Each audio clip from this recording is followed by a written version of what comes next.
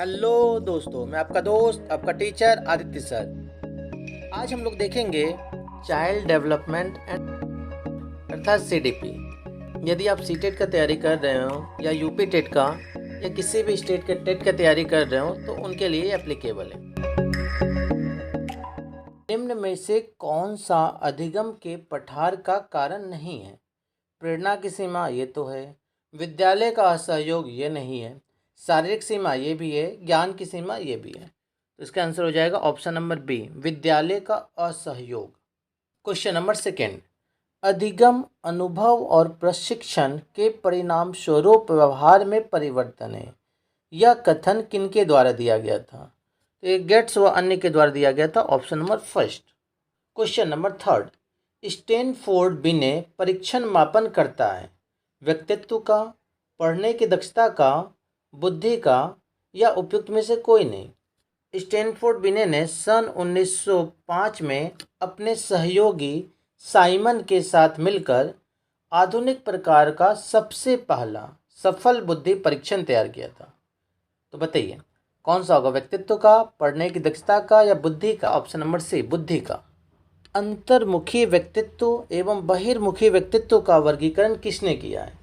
Fried, Jung, मन या Allport? Jung ने किया था, ऑप्शन नंबर बी हो जाएगा। इन्होंने सामाजिक अंतरक्रिया की दृष्टि से व्यक्तियों के व्यक्तित्व को 3 भागों में बांटा था, जिसमें से पहला भाग है अंतर्मुखी, दूसरा भाग है बहिर्मुखी और थर्ड है उभयमुखी। थर्ड बताइए क्या है? उभयमुखी। तो जो जो चीज़ें हम बता रहे हैं वो आप नोट करिएगा, एग्जाम क्वालिफाई करने में आपको मदद मिलेगा। क्वेश्चन नंबर 5, बच्चों के सामाजिक विकास को प्रभावित करने वाले कारक हैं आर्थिक तत्व, सामाजिक परिवेश जन्य तत्व, शारीरिक तत्व या वंशानुगत तत्व। सबसे पहले तो ये समझिए कि सामाजिक विकास होता क्या है। सामाजिक विकास विकास की उस प्रक्रिया से जिसके द्वारा व्यक्ति अपने सामाजिक वातावरण के साथ अनुकूलन करता है, सामाजिक परिस्थिति के अनुरूप अपनी आवश्यकताओं व रुचियों पर कंट्रोल करता है, दूसरे के प्रति अपनी रिस्पॉन्सिबिलिटी का अनुभव करता है तथा व्यक्तियों के साथ प्रभावपूर्ण ढंग से सामंजस्य स्थापित करता है। इसके फलस्वरूप व्यक्ति जो है वो समाज का एक मान्य, सहयोगी, उपयोगी तथा कुशल नागरिक बन जाता है। इस प्रकार सामाजिक परिवेश जन्य तत्व बच्चों के सामाजिक विकास को प्रभावित करता है। क्लियर हो गया आपको? अब बताइए कि क्या होगा ऑप्शन, आर्थिक तत्व, सामाजिक परिवेश जन्य तत्व, शारीरिक तत्व या वंशानुगत तत्व? इसका हो जाएगा ऑप्शन नंबर बी, सामाजिक परिवेश जन्य तत्व। क्वेश्चन नंबर 6, निम्न में कौन सा शारीरिक विकास का एक प्रमुख नियम है? मानसिक विकास से भिन्नता का नियम, अनियमित विकास का नियम, द्रुतगामी विकास का नियम, कल्पना और संवेगात्मक विकास से संबंध का नियम? इसका आंसर हो जाएगा ऑप्शन नंबर बी, अनियमित विकास का नियम। थोड़ा सा इस शारीरिक विकास के बारे में हम लोग समझ लेते हैं कि अन्य प्राणियों की अपेक्षा मनुष्य के जो शारीरिक विकास की गति होती है वह धीमी तथा अनियमित होती है। शैशवावस्था में शारीरिक वृद्धि जो है एवं परिवर्तन तीव्र गति से होता है, बाल्यावस्था में यह धीमी हो जाती है और किशोरावस्था में फिर से तेज हो जाता है। शैशवावस्था एवं बाल्यावस्था में जो शारीरिक विकास होता है वह सिर से पैर की ओर अर्थात निकट से दूर की ओर होता है। ठीक। क्वेश्चन नंबर 7, निम्न में से कौन सा विकास का सिद्धांत नहीं है? अनुकूलित प्रत्यावर्तन का सिद्धांत, निरंतर विकास का सिद्धांत, परस्पर संबंध का सिद्धांत या समान प्रतिमान का सिद्धांत? बताइए क्या कहा आपने? ऑप्शन नंबर फर्स्ट, अनुकूलित प्रत्यावर्तन का सिद्धांत। ठीक।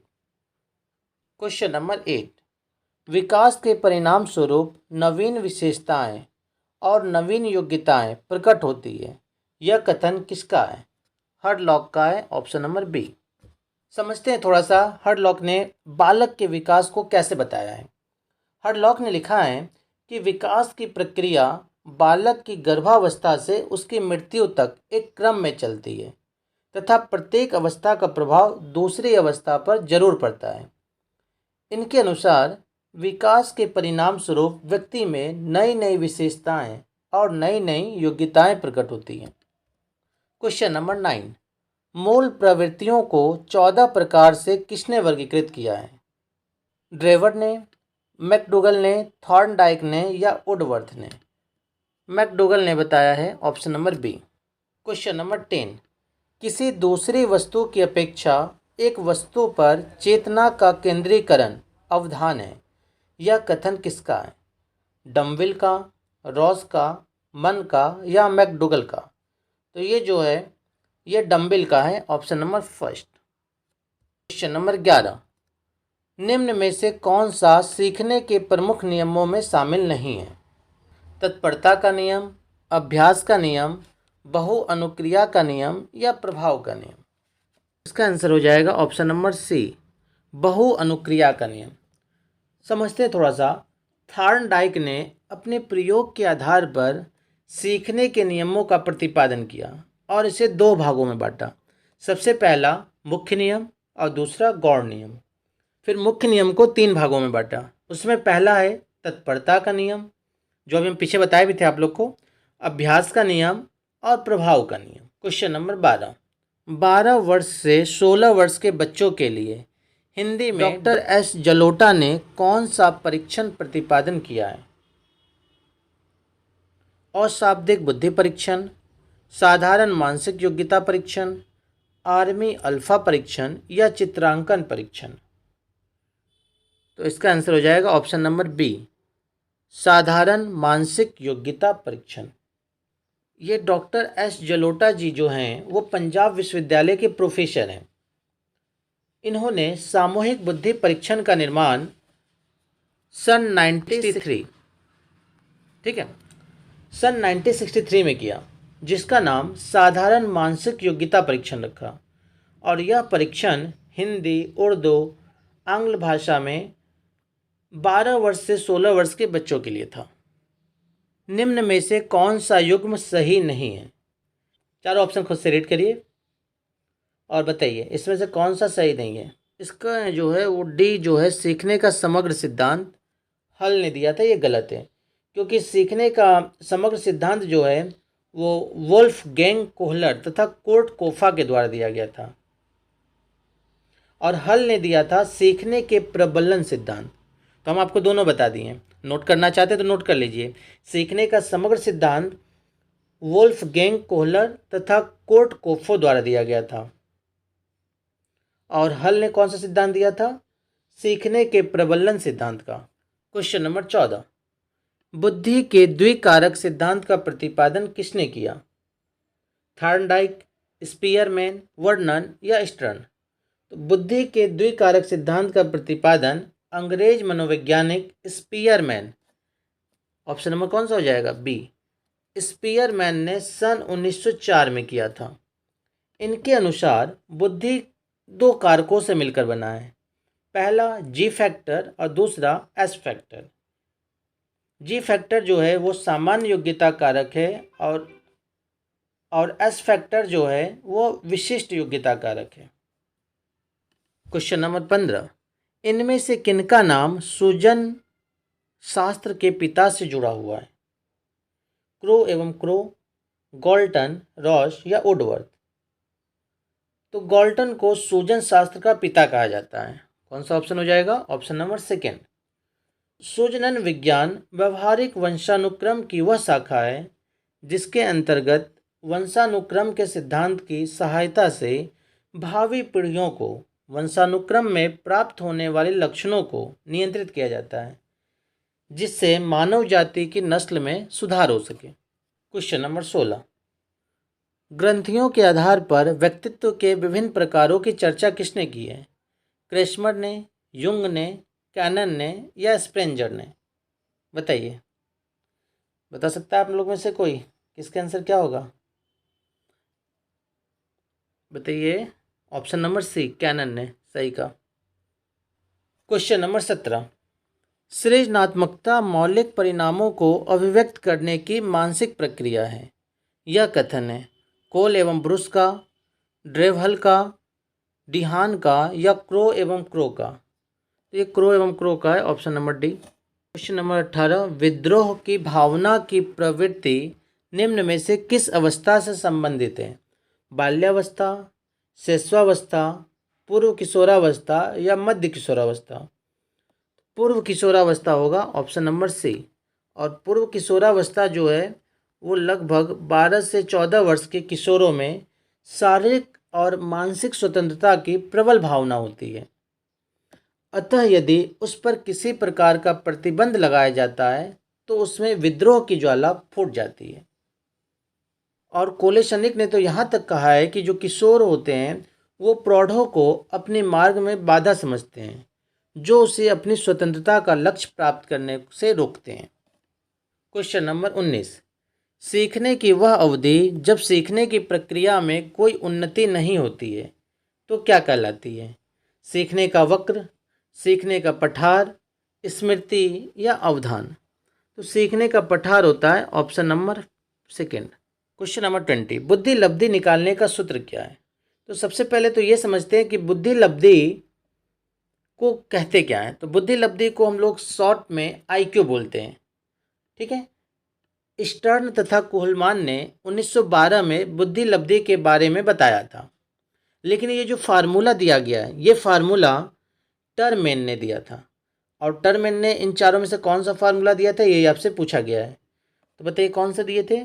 टर्मेन ने जो फार्मूला दिया था वो दिया था मानसिक आयु अपॉन वास्तविक आयु इंटू 100। देख लीजिए कौन सा ऑप्शन मैच कर रहा है इसमें। ये चारों ही ऑप्शन गलत मिसप्रिंट हो गया है, टाइप सही से नहीं हुआ है, ये चारों ही गलत है, ठीक है ना। आप इसका आंसर लिख लीजिएगा, मानसिक आयु अपॉन वास्तविक आयु इंटू 100।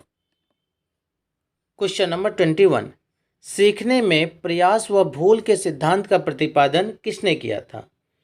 कोहलर ने, पेवलव ने, थार्नडाइक ने या गेस्टाल्ट ने?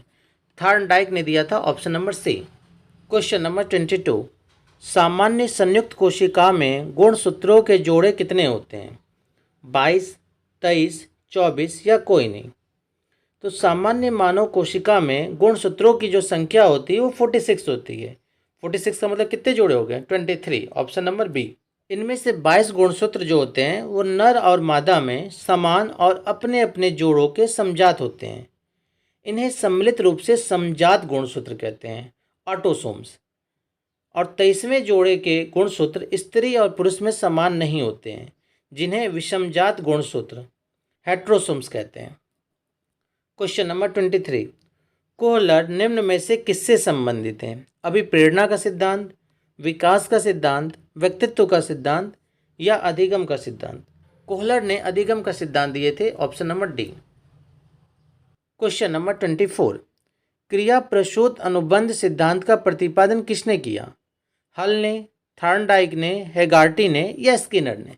स्किनर ने किया था, ऑप्शन नंबर डी। और इनका जो महत्वपूर्ण प्रयोग हुआ था वो किस पर हुआ था? चूहे पर, रैट पर हुआ था और पिजन कबूतर पर हुआ था, ठीक है। क्वेश्चन नंबर 25, बुद्धि के तरल क्रिस्टलीय प्रतिमान के प्रतिपादक कौन थे? कैटेल, थार्नडाइक, वर्नन और स्किनर?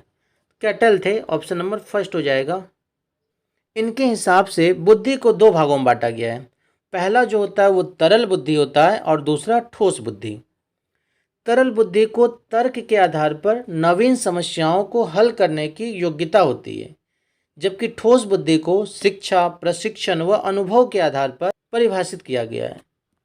क्वेश्चन नंबर 26, शिक्षण हेतु मानसिक उद्वेलन प्रतिमान का प्रयोग निम्न में से किसके सुधार हेतु किया जाता है? समझ, अनुप्रयोग, सृजनात्मकता या समस्या समाधान? तो सृजनात्मकता हेतु किया जाता है, option number C. Question number 27, Goldman निम्न में से किससे संबंधित है? सामाजिक बुद्धि, संवेगात्मक बुद्धि, आध्यात्मिक बुद्धि या सामान्य बुद्धि? बताइए। संवेगात्मक बुद्धि, option number B. Question number 28, निम्न में कौन शेष से भिन्न है?